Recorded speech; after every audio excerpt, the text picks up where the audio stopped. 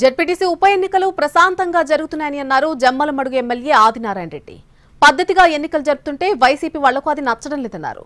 ఎన్నికల్లో మేం గెలవబోతున్నామంటున్న ఎమ్మెల్యే ఆదినారాయణ రెడ్డితో మా ప్రతినిధి శ్రీనివాస్ ఫేస్ టు ఫేస్. ప్రస్తుతం పులివెందుల జెడ్పీటీసీ ఉప ఎన్నికకు సంబంధించి కీలకంగా వ్యవహరిస్తున్న జమ్మలమడుగు ఎమ్మెల్యే ఆదినారాయణ రెడ్డి మన వద్ద ఉన్నారు. అసలుకి ఈ ప్రచారం మొదలుకొని ఇవాళ పోలింగ్ వరకు ఆయన మొత్తం దగ్గరుండి పర్యవేక్షిస్తున్న పరిస్థితి ఉంది. ఆయన్ని పోలింగ్ సర్లు ఎలా జరుగుతుంది, వైసీపీ ఆరోపిస్తుండగా నిజంగా ఏకపక్షంగా జరుగుతుందా లేదా అని తెలుసుకునే ప్రయత్నం చేద్దాం. చెప్పండి సార్, ఏదైతే ఉందో మీరు ఏదైతే అభ్యర్థి ఎంపీకి మొదలుకొని ఇవాళ పోలింగ్ వరకు మొత్తం కీలకంగా వ్యవహరిస్తున్న పరిస్థితి ఉంది. ఇవాళ వైసీపీ వాళ్ళు ప్రధానంగా మిమ్మల్ని టార్గెట్ చేసుకొని ఆరోపిస్తున్న పరిస్థితి దీనిలో చూస్తారు.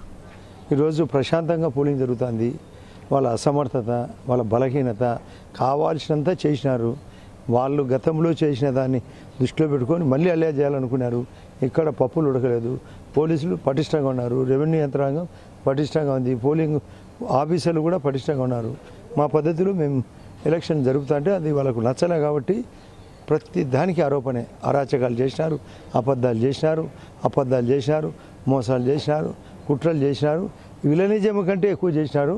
వాళ్ళకి ఇది నచ్చక చేతగాక మా మీద ఏడుపు, ఎట్లా ఓడిపోతామని వాళ్ళ భయంకరమైన ఆరోపణ. అరుపులు, కేకలు, గగ్గోలు.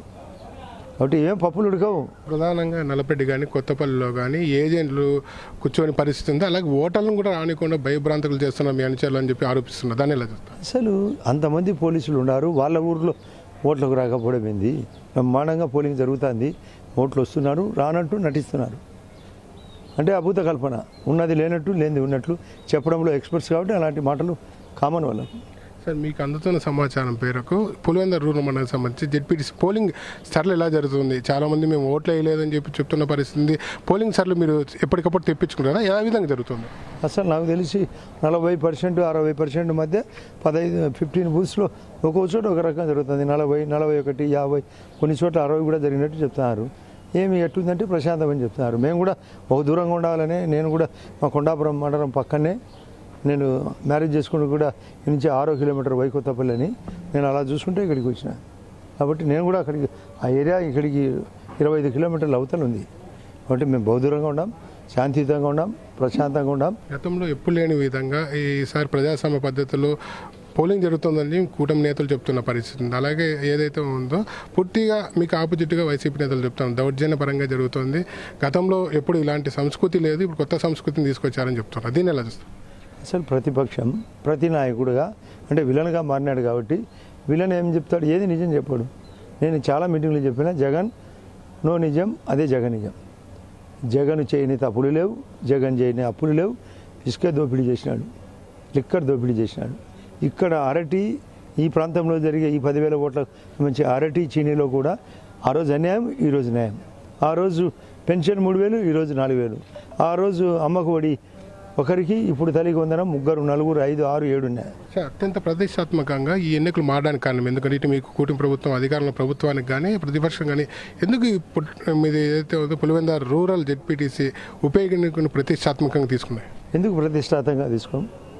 ప్రతిపక్ష నాయకుడు ఎక్స్-సీఎం తన పులివెందుల్లోనే తనకు బుద్ధి తెచ్చేటట్టుగా చేస్తే అతని యొక్క అతికూతలన్నీ తగ్గుతాయి. అసెంబ్లీకి రాడు, బయట ఇష్టం వచ్చినట్టు మాట్లాడుతున్నాడు.